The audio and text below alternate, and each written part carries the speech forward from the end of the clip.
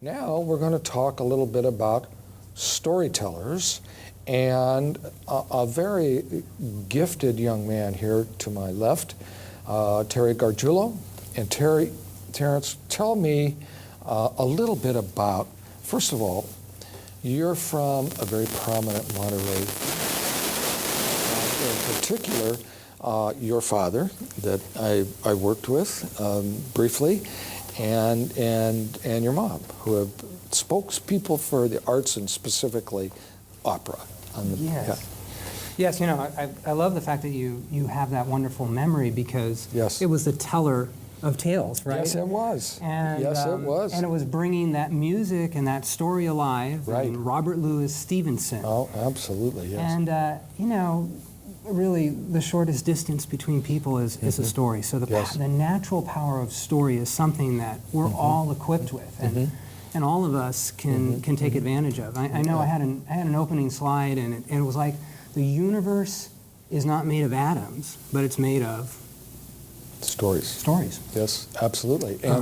And Terrence, you're an author, and you've written 8 books.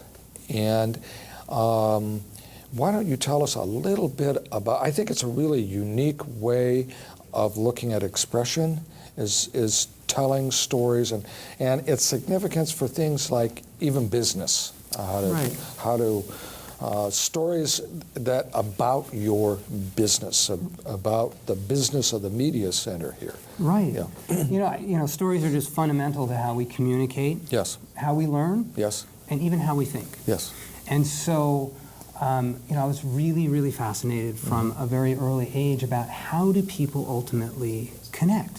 What's the power of their communication? So, and how I got to 8 books and working with Fortune 100 companies like General Motors and others around how they could actually bring the arts, you know, because storytelling really is an art. It's about our imagining who and how we are. You know, it's not the world of data. It's not just the rational balance sheet. And so we know the work, for example, that's going to be done here and has been done here is about how do we elevate the arts so that people understand that it is so much a part of how we connect as human beings and how we are even able to communicate, whether it be business or science or anything else. So I kind of had an interesting path, and I have a couple of images I want to bring up. There's a shot of some of the varied books, and I'd like to come back to a few of those books because they have some connections to local artists. Sure. I wanted to show a couple of shots of my path to how I got started in story. Okay, here we go. So that's the bit about atoms, and if you go to the next one, we'll see a shot of the books, and I'll come back to those books in a moment. Those are some of the books, and you'll see they vary from very business topics to then actually some pure storytelling. So, but if you go to the next one, this is where I'd like to begin our conversation about the shortest distance between two people is a story. And my storytelling all began with, if you go to the next picture, Maestro Theodore Gargiulo. So, my father. Yes. As you know, and had he was very privileged to work with you. Yes. Was a conductor and composer. And when you watch a conductor work, if you go to the next picture, just go one more. There we go. What they do with that baton, what they do is absolutely incredible, because they start with the abstraction, just as you do as a stage director. You kind of have a script, right? Then you figure out the stage directions. Well, they have the stage direction of notes, and they bring those notes alive. They interpret what a composer has done, and they communicate to an orchestra, and the orchestra individuals then take on their own individual power of communication, and that reaches an audience. And then you have 1,000 people sitting at Hartnell and King Hall or someplace, and each individual is experiencing a story of their own, because that music is bringing alive for them story. So how my father was able to bring alive that magic was really powerful. Okay. And then that went to the next shot, watching my mother, Gloria Gargiulo. And she was a consummate artist, and I would watch how people like yourself directors that knew how to take those actors sitting and standing on a stage and again bring it alive. So she would work in interpreting music, in words of music. And I'd see her work, for example, in Fort Ord and at the Presidio with choirs. These were 17, 18-year-olds, just like the students that soon will be here. Yes, right. And everyone always thinks, oh, you know, how much depth does a student possibly have? But, well, I just tell you, I listened to a poetry slam by Clementina's daughter that I was just absolutely blown away by. So here were these 17 and 18-year-olds away from home, right? And my mother, in 20, 30 minutes before a religious service, would get them to come alive with that music. And how she did that was pure magic. And then as a young boy, you'll appreciate this. If you go to the next slide, I had the opportunity to sing with Reg Houston of Star Foundation, who has been a wonderful promoter of the arts here. Yes, and as a matter of fact, some of our lights, Terrence, tonight were donated by a foundation that Reg is very involved in. So Reg is he's here. He's here. Well, mille grazie, Reg, and to all those in the community that are standing behind. So he was singing in this opera, and I was playing Amal, which is this little crippled boy. And there's one point in the opera where the boy is healed. He's a crippled boy, and these three kings are on their way to see the Holy Child. And the mother, when the kings have fallen asleep in Amal's house and they have nothing in their house, she says, "Oh, could I just have one piece of this gold, you know, for my child? What I could do for my child." She takes the gold, and she's caught. And the kings then say, "Oh, don't worry about it. This kid's not going to need this gold." And then Amal says, well, the mother says, "Oh, how I wish I could do something for this child." And then Amal sings, "But mother, let me give him my crutch. Who knows, he may need one, and this I made myself." "But you can't, she says. And he takes the crutch, and he lifts it to hand it to the king. "I walk, mother." Well, every night, I became Amal. I entered that story. So another aspect of storytelling, even for young writers who are going to come to this art and craft, is the power of imagination, the power of something sacred that happens when you enter into that frame of reference. You know, as soon as you utter those words, "once upon a time," and you begin to engage your imagination, story can literally, physically change and move you. And I felt that at 10 years old, and I started searching my entire life. So go ahead to the next one, and you can click it one more time. So I kind of had a varied path of performing arts, and also had gone on to be a competitive fencer and was an alternate in '96 for the Olympics and U.S. Junior National Champion. So was very fortunate. But when I got to university, these questions about communication and arts began to sort of connect. The dots connected. So I was in this humanities course. Imagine huge auditorium, nobody wanted to be there, right? And least of all me. And this funky professor, the guy on the right over there, Professor Luis Iglesias, walks in, he's got rainbow suspenders, and I'm rolling my eyes. I'm like, what is this guy all about? What is going to happen? He starts the class, Hamish, and he starts reading The Giving Tree. Just opens it up and starts reading it. Now it's a sweet little, it's a little story about a tree, and the tree gives its branches, and the boy who becomes a man builds its house, and even when the boy is an old man, he sits on its stump, right? It's a beautiful book. So the whole auditorium sighs sentimentally because we remembered mommy or daddy or auntie or uncle reading this book. Well, that bugger closed the book, opened it up, and read it again, except with a little different intonation in his voice and a different twinkle in his eye. And suddenly, the way he emphasized the words, we realized this story could be as much about a boy being selfish, taking, abusing nature, as much as it was about a nice relationship between a boy and a tree. And so suddenly our world was shattered. And his closing line to us in that opening lecture was, stories are imagining who and how we are. So he finally began to give me a vocabulary of what I'd been searching for, which was that story, remembering, putting together ourselves, making sense of the world, whether it be the wonderful, rich traditions of literature across all heritage, or new ones being written, or movies, or our own experiences, which are stored in our minds as stories, and this is the great material that writers work from, right? That all of this was a stream that was fundamental to us. Right. Okay, do they need to, okay, here you. Eldon. Yes. Yes. I remember Eldon, Tadini. Yeah. Yeah? Yeah. Do we want to come back to us now, or do you want to keep that on the screen? I'm sorry, we're not on the air. Whatever I've occupied, so you go where you want to go. And Sure, let's come back to us live here, so you can all see Terrence, especially as he gestures, and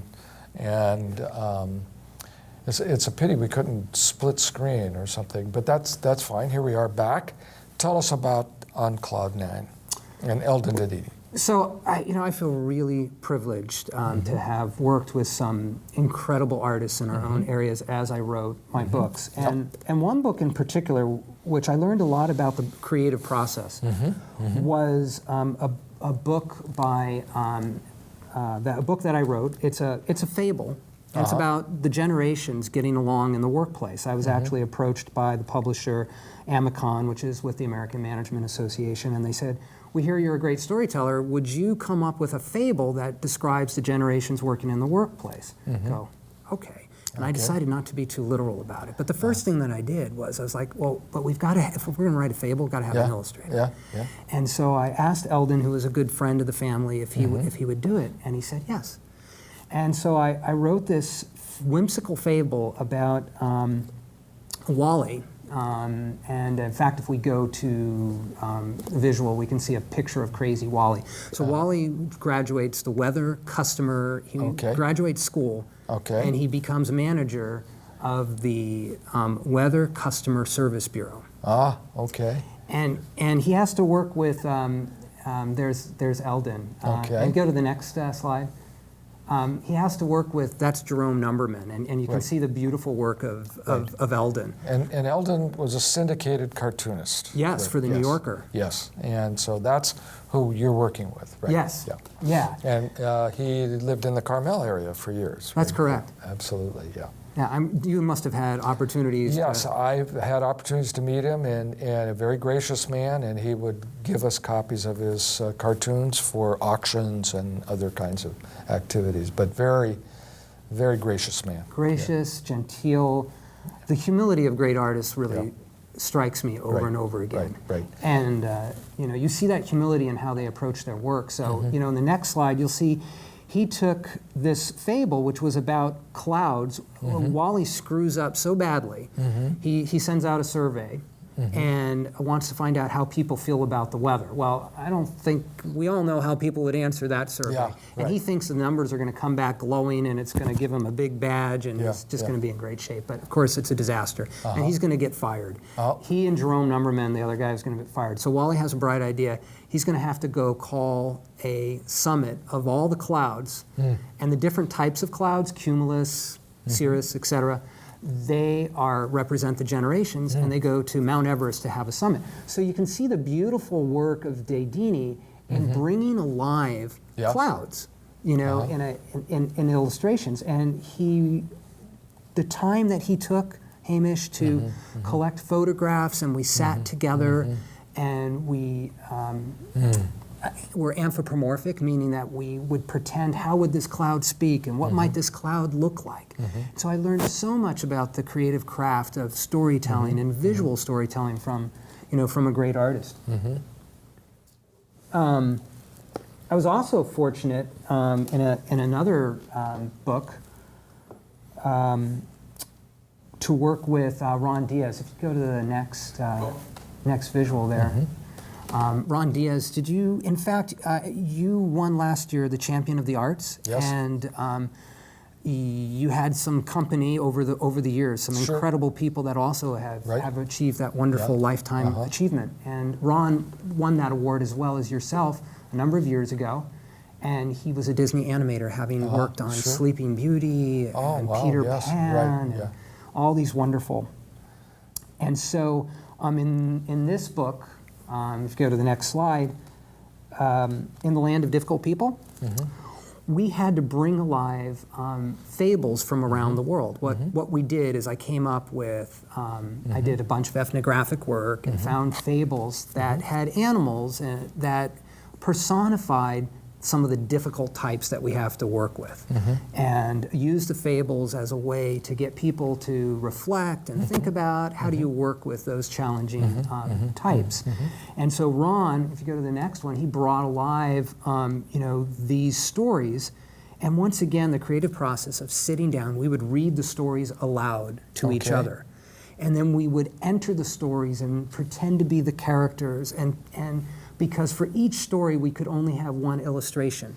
So finding that critical moment of the story and then not literalizing what the story had described, but finding something that would speak even above and beyond the words is, was what I had the privilege of being able to do with Ron Diaz. Okay. And he just passed away, by the way, 2 weeks ago. Oh, that's too bad. Yeah. Okay. The next one, here we got an additional slide of his. Yeah, just another marvelous. I mean, look at that cat, reaching all these mice. I just love it. Right. Yeah. Okay, so if you come back to us, Terrence, tell me a story. Okay, as a storyteller, how would you go to, say, the media center here? Give us a story about the media center. What's our story? Your story, wow.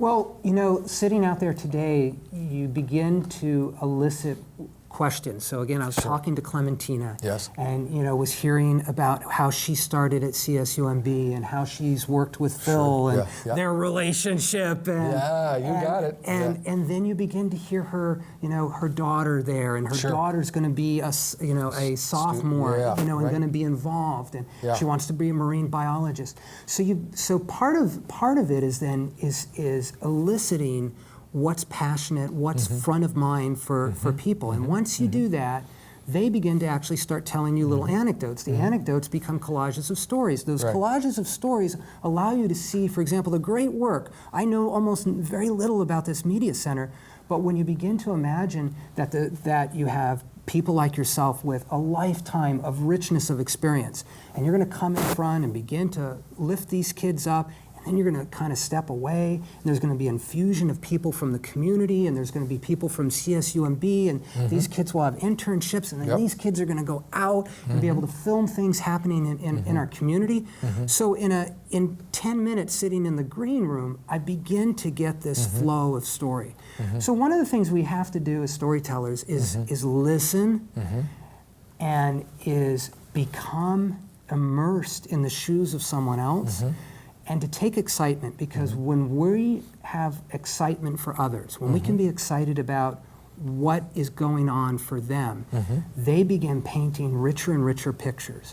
And the more pictures you have, these small pictures become a collage that becomes a story. Like the 1001 Nights. One of the biggest mistakes, pet peeve, people think that story is a complete standalone, epic, beginning, middle, and end, Aristotelian, you have to have it all down. But the greatest stories, I mean, those are true, and you look for those great stories that have this perfect arc.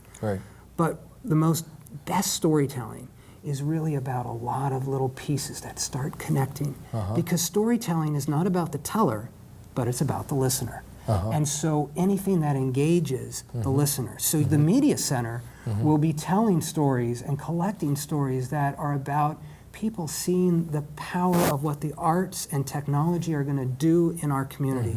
That it's not going to stop with the 91 or so students that enroll here in a week, but it's going to proliferate and touch our entire community. Well, that's a powerful story. That is a powerful story, and you put it in such a powerful way. But there's also some hard work associated with that. You actually wrote all 8 of those books, and somebody has to sit down and actually do it. I mean, you did it, you told the story, and you told it with the written word. And that's what we're all about tonight. It's all about writing, the written word, creative writing, expository writing, and in your case, a published author. Yes. And, you know, the first piece of advice would be write, and then don't stop writing. Right. You know, I remember my father telling me anecdotes of composers like Tchaikovsky, who every day would go and sit and in a disciplined way write. Same thing that you hear from painters. So the importance is to write, to observe. A lot of my process in writing, particularly stories, to get to that story, go from storyboard to actually getting the written words down is, I spend a lot of time listening, and then I lay it all out, and then I look for patterns. And I look to see how I can connect things. And I try to connect things that are very dissimilar. You know, one of the things that I find so refreshing is that some of the greatest TV shows, they don't have one writer. They have a crew of writers. Right. And how they co-create and how they collaborate is very interesting, because I use a lot of those collaboration techniques in how I bring alive stories. Right. Which is, you spend a lot of time on your own creating strong enough pieces. And each person, just like instruments of an orchestra, comes with their particular voice, with their particular strong perspective. And then you look for patterns and you come and you bring it together. There's a mistake that people feel, oh, we have to do all of this all together. We all have to sit down. And that actually creates groupthink and some pretty poor storytelling. You have to find your own. You have to find your own voice, what is authentic to you, and connect it with your own experiences, and then from there, branch out and begin to connect dissimilar things. And be patient with yourself. You know, I really think that being patient while working, you know, sweating. Okay. You know, kind of put those two together, That's right. That's right. And you know, interestingly enough, Claudia Melendez, who writes for the Herald, in the first sequence, I mean, she reiterated exactly what you've said. She said, the way to perfect your craft is to write, and then write some more. And she, as a very young girl, apparently what she did is she kept a journal, and she would write and write and write. And hearing you and talking about stories, this is one thing we hope that our students will do. Write, and then write some more. And to perfect that avenue into that voice that you're talking about. Who am I? And to realize that their experience is unique. Their perspective as they're going about walking through life, and things are happening to them, that those are special, even the mundane things. And we learn that from the the great painters who sat there and did still lifes, because they could see beauty even in the still life. Absolutely. So I think we have a tendency, particularly as young adults, even as older adults, that we think, oh, what's happened to me really isn't all that interesting, or I don't have a story to tell. But yet everyone is a treasure chest of stories, because they're experiencing the way in no other 2 pairs of eyes, no 2 pairs of feet, or 2 pairs of hands can or ever will again. So that uniqueness, in addition to what's special about their voice, of how they put it down on paper or visually, whatever their art is. Right, absolutely. And Terrence, one of the things that we are encountering with, for example, some of our parents, is exactly that. Well, we're not necessarily good at music, or we haven't done much in theater, and we're not dancing. But I think that we get so rigid in our thinking sometimes, and we think that gifted and talented youngsters means something on a IQ test or something. We feel here at the County Office of Education, and I can speak for the superintendent here, that every child in one way or another is gifted and talented. And it's up to us to find that voice. And it's terrific for us to talk to you and to hear you validate that. Oh, great. Yeah. I mean, this is a community space that's being created that allows what is sacred about each child to Yes. come to fruition. Absolutely. And we're here to Yes. water and to let that fruit just burst. Yes, yes, and that's absolutely true. And thank you, Terrence. We really, really appreciate it. Oh, my pleasure.